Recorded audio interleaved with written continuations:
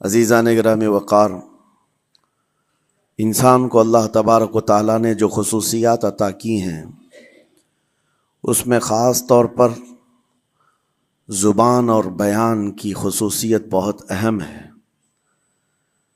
شیخ Saadi رحمۃ اللہ تعالیٰ علیہ فرماتے ہیں، تا مرد سخن نہ گفتہ باشد، عیب و ہنرش نہ ہفتہ باشد۔ جب تک آدمی بات نہیں کرتا اس کی اچھائی بھی چھپی رہتی ہے، برائی بھی چھپی رہتی ہے۔ انسان اپنے کلام سے، اپنی بات سے سمجھ میں آ جاتا ہے کہ کس کیٹیگری کا ہے، کس لیول کا ہے۔ اس کی گفتگو کے آداب اس کی حقیقت بتاتے ہیں، بلکہ یہاں تک کہ اس کے نسب کا بھی پتہ لگا لیا جاتا ہے اور اس کی تربیت کا بھی اندازہ ہو جاتا ہے۔ حضرت لقمان حکیم سے پوچھا گیا نیکی کس کا نام ہے، تو آپ نے فرمایا دو چیزیں اور بہت چھوٹی ہیں۔ نیکی دو چیزیں ہیں جو بہت چھوٹی ہیں۔ کہا کیا ہے؟ کہا کہ ملاقات میں لوگ اپنے بھائیوں سے مسکرانا اور نرم گفتگو کرنا۔ ساری نیکیوں کی جڑ ہے یہ، نرم گفتگو کرنا اور لوگوں سے خندہ پیشانی کے ساتھ مسکرا کر ملاقات کرنا۔ لیکن میرے عزیزو، یہ دو چیزیں بناوٹی تو بہت سارے لوگوں کے ساتھ آ سکتی ہیں، اخلاق تصنع جس کو کہتے ہیں، تکلف کے ساتھ بہت سارے لوگوں کے ساتھ آ سکتی ہیں، لیکن حقیقت میں جس انسان کی طبیعت میں یہ دو چیزیں ہونی چاہیے وہ کب سمجھ میں آتی ہیں؟ اس وقت جو مولا علی کرم اللہ وجہہ الکریم نے فرمایا کسی انسان کو اس کی حقیقت دیکھنا ہو تو غصے کے عالم میں اسے دیکھو۔ وہ اپنے آپے سے باہر ہوتا ہے یا اپنے مزاج کے خلاف کس طرح بات کو سن کر کے تحمل رکھتا ہے۔ سب سے بڑا پہلوان وہ ہے جس نے اپنے غصے کو کنٹرول کیا اور اپنی زبان پر قابو پا لیا، ورنہ یہ وہ لمحہ ہے جب انسان پھٹ پڑتا ہے، جو دل کے اندر ہے سب کہہ جاتا ہے۔ آپ کو میں بتاؤں، نبی کریم صلی اللہ تعالیٰ علیہ وسلم کے عظیم اخلاق کریمہ، بخاری شریف کی حدیث ہے، حضور مسجد نبوی میں تشریف فرما ہے۔ اس وقت مسجد نبوی، آج ہو سکتا ہے آپ کے ذہن میں جو امیج ہے مسجد نبوی کی، بہت بڑی عالی شان مسجد، لیکن وہ زمانہ نبوی میں اس طرح کی نہیں ہے۔ کچی دیواریں تھی، اوپر چھپر کے چھت پڑے ہوئے تھے اور مٹی کی زمین تھی۔ یہ مسجد نبوی کی شکل اس زمانے میں حضور اکرم صلی اللہ تعالیٰ علیہ وسلم اپنے صحابہ کے ساتھ بیٹھے ہیں۔ ایک دیہات کا رہنے والا شخص آیا۔ ایک بات یاد رکھیں کہ دیہات میں، گاؤں میں رہنے والوں کے اخلاق اور تمیز میں بڑا فرق ہوتا ہے، ان کے ہاں آداب کی کمی ہوتی ہے۔ وہ شخص آیا اور مسجد نبوی میں آ کر حضور صلی اللہ علیہ وسلم سے کچھ بات چیت کیا اور تھوڑی دیر کے بعد مسجد میں ہی کھڑے ہو کر پیشاب کرنا شروع کیا۔ بخاری شریف میں یہ حدیث موجود ہے۔ جب مسجد نبوی میں کھڑے ہو کر پیشاب کرے تو صحابہ اکرام سب دیکھ کر کے دوڑانے لگ گئے، خذوہ خذوہ، پکڑو اس کو، پکڑو اس کو، اور صحابہ دوڑاتے تھے، وہ پیشاب کرتے ہوئے بھاگتا تھا پوری مسجد میں۔ نبی پاک صلی اللہ تعالی علیہ وسلم نے فرمایا دعوہ، چھوڑ دو اس کو، کر لینے دو، پیشاب کر رہا ہے مسجد میں، چھوڑ دو اس کو۔ جب وہ صحابہ اکرام حضور کا حکم سنتے ہیں سب پیچھے ہٹ گئے۔ تھوڑی دیر کے بعد نبی کریم صلی اللہ تعالی علیہ وسلم نے صحابہ سے فرمایا پانی کے ڈول بھر کر کے لائے جائیں۔ صحابہ سے ہی منگوایا، پانی کے ڈول بھر کر کے لائے گئے اور مسجد نبوی کے میدان میں فرش پر بہایا گیا اور صاف کیا گیا۔ اب وہ شخص نہایت ہی ڈرا سہما کھڑا تھا، میرے ساتھ کیا ہوگا پتہ نہیں، میں نے پیشاب کیا، اب مجھے یہ لوگ قتل کر ڈالیں۔ نبی کریم صلی اللہ تعالیٰ علیہ وسلم نے قریب بلایا اور فرمایا، نہایت نرم گفتگو کے ساتھ حضور فرماتے ہیں یہ اللہ کا گھر ہے، یہاں پیشاب نہیں پیشانیاں رکھی جاتی ہیں۔ بس یہ جملہ ہے، بخاری شریف میں موجود ہے، یہاں عبادت کی جاتی ہے۔ اتنا کہہ کر رخصت ہو گئے، رخصت کر دیا۔ وہ دیہات سے آیا ہوا جو نوجوان تھا یا شخص تھا، باہر نکلتے ہی وہ کلمہ طیبہ پڑھ کر حضور کی غلامی میں شامل ہوا۔ میں نے وہ بلند عالی اخلاق نہیں دیکھے۔ نبی کریم صلی اللہ علیہ وسلم کے بارے میں قرآن کہتا ہے فَبِمَا رَحْمَةٍ مِّنَ اللَّهِ لِنْتَ لَهُمْ، اللہ کی رحمت سے آپ لوگوں کے لیے نرم ہیں، اس لیے لوگ آپ کے ارد گرد لگے ہوئے رہتے ہیں۔ وَلَوْ كُنْتَ فَظًّا غَلِيظَ الْقَلْبِ لَانفَضُّوا مِنْ حَوْلِكَ، اے رسول اگر آپ سخت دل ہو جائیں تو پھر یہ سب چھٹ جائیں گے، آپ سے دور ہو جائیں گے۔ اس رسول کے لیے جب کہا گیا ہے کہ اگر آپ سخت ہو جائیں تو لوگ چھوڑ کر کے دور ہو جائیں گے، تو ہمارے اور آپ کے لیے کس قدر لہجے کی پابندی ضروری ہے۔ ہاں عزیزان گرام وقار، اپنی گفتگو، اپنے کلام، اپنی بات چیت سے آپ اپنے سلیقے بتاتے ہیں۔ گالی گلوچ کرتے ہوئے جن کی صبح شامیں ہوتی ہیں ان کو دیکھ کر کے ہی پہچان میں آ جاتا ہے کس گھر سے یہ تعلق رکھتا ہے، کہاں ان کی تربیت ہوئی ہے، کس طرح ان کے آداب سکھائے گئے۔ اسی لیے میرے عزیزو، بچوں کو آوارہ بھی نہ چھوڑ دینا کہ وہ اپنی زبان گلی کوچوں سے سیکھ کر کے جائیں۔ کل کو ہوگا یہ کہ اس کی زبان کی وجہ سے لوگ تمہیں تان و تشنیع کریں گے، اس کا باپ ایسا ہوگا اس لیے بچہ ایسا ہے، اس کی ماں اس طرح ہوگی اس لیے اس کی گفتگو ایسی ہے۔ کیونکہ موسٹلی زیادہ طور پر بچے اپنے ماں باپ کے اخلاق کو نقل کرتے ہیں، ٹرانسفر ہوتی چلی جاتی ہیں۔ ایک بار حضور اکرم صلی اللہ تعالی علیہ وسلم مسجد نبوی سے باہر نکل کر جا رہے ہیں۔ توجہ میرے عزیز ہو، اخلاق کہاں دکھانے چاہیے اور ہماری بات چیت کے انداز ہمیں کہاں ہونا چاہیے، میں آپ کو بتاؤں۔ حضور تشریف لے کر جا رہے ہیں، صحابہ اکرام کھڑے تھے حضور کے اطراف۔ مدینہ طیبہ کی ایک بوڑھی خاتون جس کا ذہنی توازن کھویا ہوا ہے، یعنی وہ دماغی طور پر ڈسیبل ہے، اور وہ آئی جا رہی تھی۔ لوگ جب بھی اس کو دیکھتے راستہ کاٹ لیتے، وہ جس کو بھی پکڑتی تھی سنانا شروع کرتی تھی، جو منہ میں آئے بکنے لگ جائے، اور لوگوں کو تنگی محسوس ہونے لگتی۔ صحابہ نے دیکھا کہ یہ عورت آ رہی ہے، حضور کی طرف آ رہی ہے، سب نے حضور صلی اللہ علیہ وسلم کو گھیر لیا، اس کا راستہ روکنے کے لیے اب آئے گی۔ اور نبی کریم صلی اللہ علیہ وسلم کے پاس اگر زبان درازی کرنے لگ جائے، پاگل عورت ہے، اور بک بک کرنے لگ جائے، حضور پاک صلی اللہ علیہ وسلم کے ادب میں کہیں کمی نہ آ جائے۔ صحابہ کا یہ ہمیشہ اہتمام رہتا۔ حضور اکرم صلی اللہ علیہ وسلم نے دیکھا تو صحابہ سے کہا ہٹ جاؤ، اس کو آنے دو، ہٹ جاؤ، اس کا راستہ چھوڑ دو۔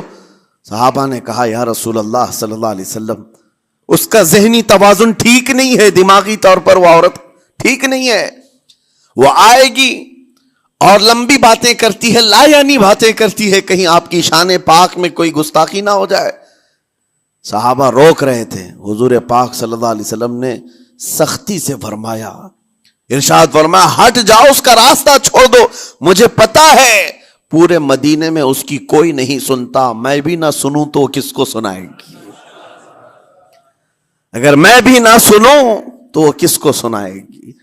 یہ میرے مصطفیٰ کریم صلی اللہ تعالی علیہ وسلم کے دربار عالی جاہ کی وہ بلند اخلاق کریمانہ کی ایک مثال ہے، جس کو خود میرے آقا نے فرمایا بعثت لأتمم مکارم الاخلاق۔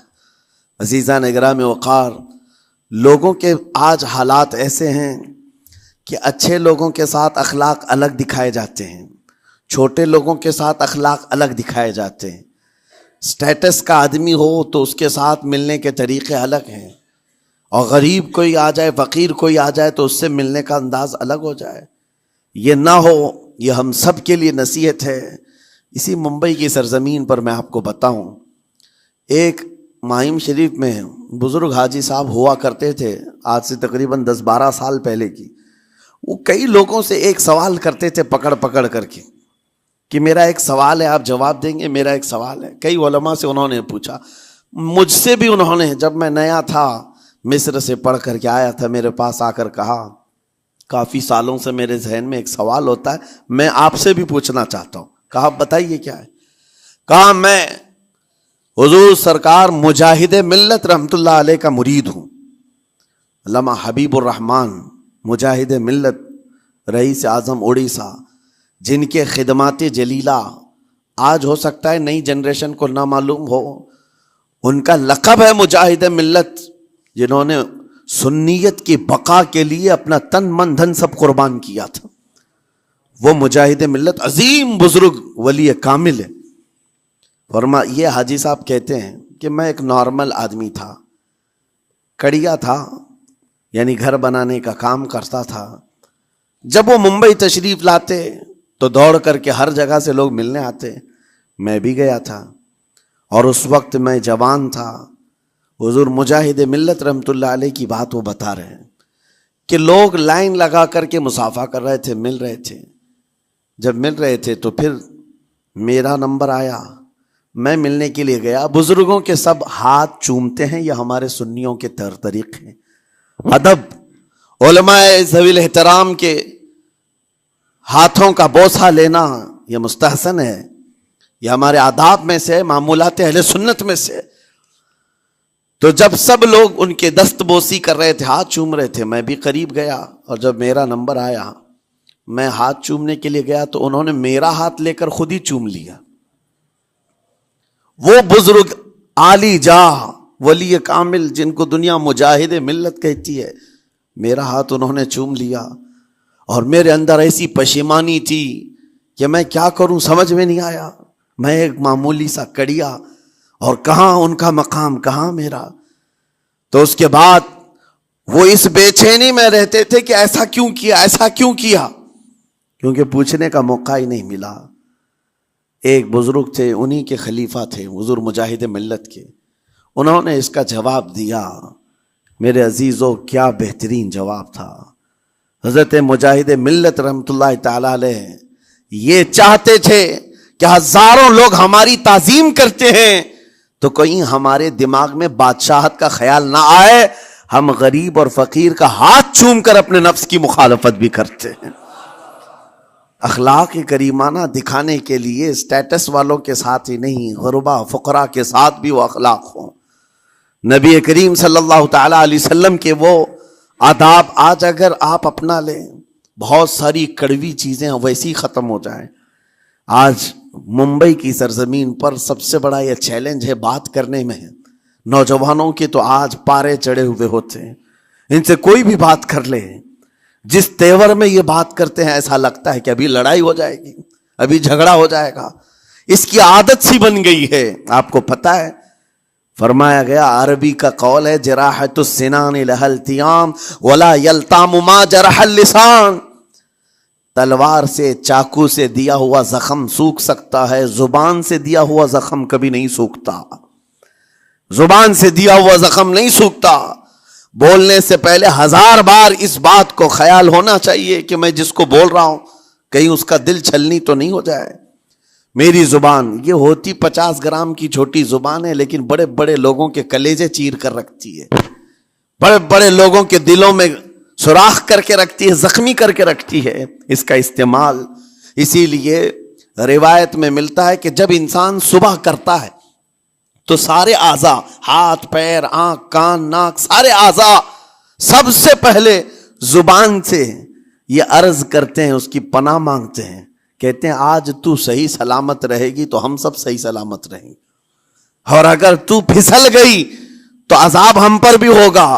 زبان بولتی ہے، مار کسی اور کو پڑتی ہے، کوئی زبان کو مارتا نہیں ہے۔ گالی زبان دیتی ہے، لیکن مار کبھی پیٹھ پہ پڑتی ہے، سر پہ پڑتی ہے، ہر جگہ پڑتی ہے۔ تو یہ زبان نبی کریم صلی اللہ تعالی علیہ وسلم نے ارشاد فرمایا، من یضمن لی ما بین لحیتیہ وما بین، حضور پاک صلی اللہ تعالی علیہ وسلم فرماتے ہیں، جس نے 2 چیزوں کی ضمانت مجھے دے دی، حفاظت کی، میں اسے اضمن لہ الجنہ، میں اس کو جنت میں لے جانے کی ضمانت دیتا ہوں۔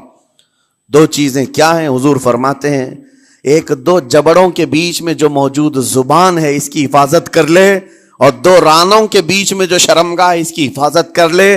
یہ 2 چیزیں جس نے بچا لیا، میں اس کو جنت میں لے جانے کی ذمہ داری دیتا ہوں، ضمانت دیتا ہوں۔ اس کا کتنا بڑا کردار ہے، یہ زبان کا کتنا بڑا کردار ہے۔ اور حضور نے ایک بار پکڑ کر کے فرمایا تھا، زبان کو پکڑ کر کے کہا تھا، یہ وہ زبان ہے جو انسان کو جنت میں بھی لے جاتی ہے اور دوزخ میں بھی لے جاتی. کلمہ کس سے پڑھتے ہیں آپ؟ لا الہ الا اللہ، زبان ہی سے تو پڑھتے ہیں. اسی کلمے نے آپ کو جنت تک پہنچایا. اور کافر جو کفر کرتا ہے وہ بھی زبان سے ہی کرتا ہے، اور زبان اسے ہمیشہ کی دوزخ میں لے جاتی ہے. اس زبان کو چلانے سے پہلے 1000 بار سوچ لیں کہ آج لہجوں کی سختیاں بڑھتی چلی گئیں. اور آپ کو پتہ ہے قرآن پاک میں رب تعالیٰ نے یہ فرمایا وَلَا تَقُلْ لَهُمَا اُفٍّ وَلَا تَنْهَرْهُمَا، والدین کے بارے میں. بچوں کو کیا کہا گیا؟ ان کو اف تک نہ کہو. لیکن زبان جب کھلتی ہے نا، ماں باپ کے خلاف نوجوانوں کو ہم نے دیکھا ہے گالی گلوچ کرتے ہوئے اور اتنی بری باتیں کہتے ہوئے معاذ اللہ. عزیزان گرام وقار، حضور نے تو یہ فرمایا جس نے پلٹ کر کے اپنے ماں اور باپ کو سخت لہجے میں بات کیا یا ان کی نافرمانی کی، حضور فرماتے میرا دل چاہتا ہے کہ اس کے گھر کو آگ لگا دوں، آگ لگا دوں.